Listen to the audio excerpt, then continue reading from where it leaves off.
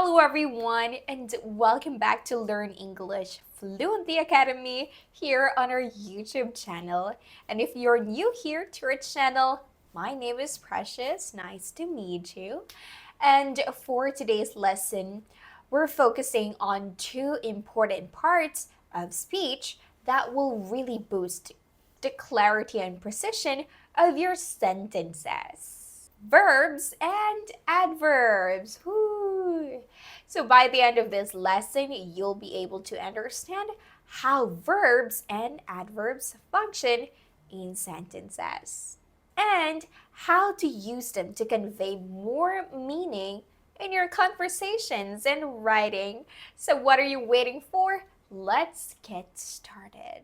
Firstly, what is a verb? A verb is one of the most crucial elements of a sentence.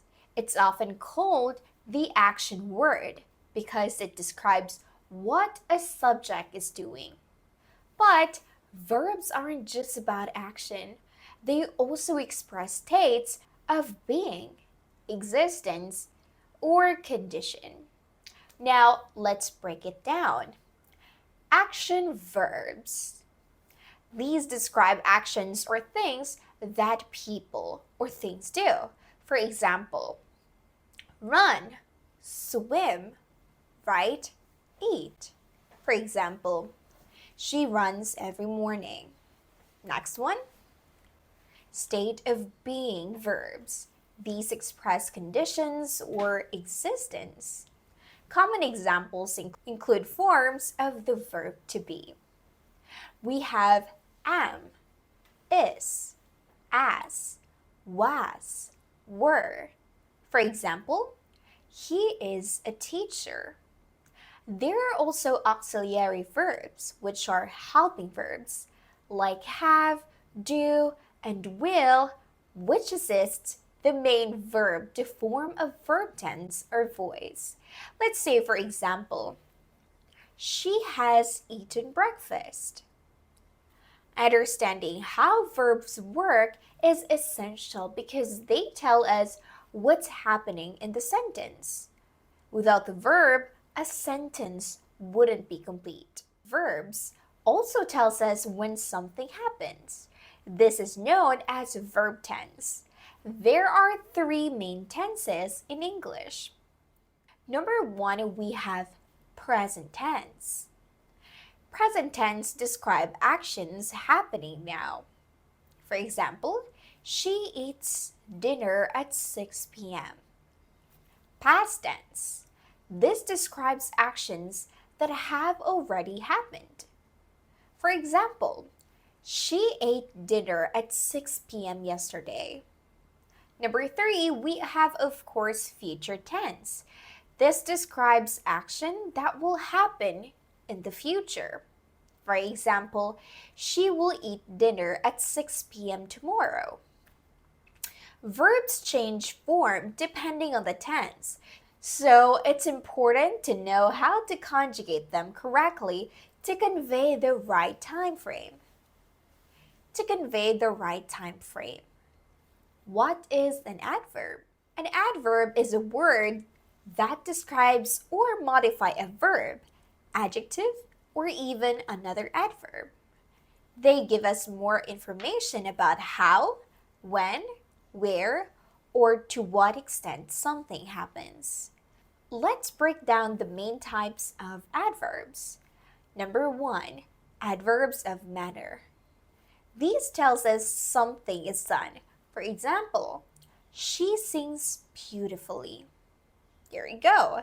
So next one, we have the adverbs of time. These tells us when something happens. For example, I will call you tomorrow. Number three, adverbs of place. These tells us where something happens. For example, he looked everywhere for his keys. Number four, we have adverbs of degree. These tells us the extent of something. For example, you can say, she is very excited. Adverbs are often used with verbs to describe how an action happens. This can provide your sentences with more detail, making your message clearer and more specific. Would you like to enhance your English skills but have never found the time or motivation to do so? We have the perfect solution for you. Online individual English lessons, conveniently from the comfort of your home. With our personalized lessons, you can learn English flexibly, tailored to your pace and unique learning style.